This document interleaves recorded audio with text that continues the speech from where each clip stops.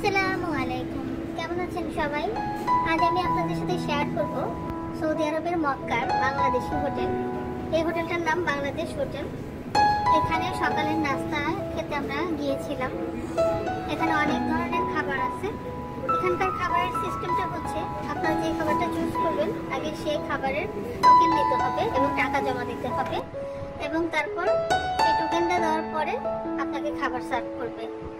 এখানে এই সিস্টেমটা অনেক মানুষের ভিড়, তো এই জন্য তাদের সুবিধার জন্য এই কাজগুলো তারা করেছে। এখানকার সিস্টেমটা ভালোই দেখলাম। আর এখানে যে খাবারগুলো মোটামুটি আমাদের বাংলাদেশ থেকে একটু বেশি দাম, তবে রিজনেবল প্রাইসে ছিল। যেখানে একটা পরোটা বা রুটির দাম 2 রিয়াল, যেখানে বাংলাদেশের একটা দাম পড়বে 66 টাকা।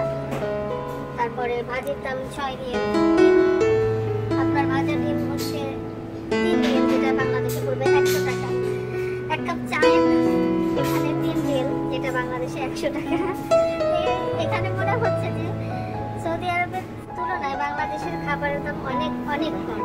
যাই হোক, আজ এই পর্যন্ত। সবাই ভালো থাকবেন, সুস্থ থাকবেন। আবার দেখা হবে। আল্লাহ হাফেজ।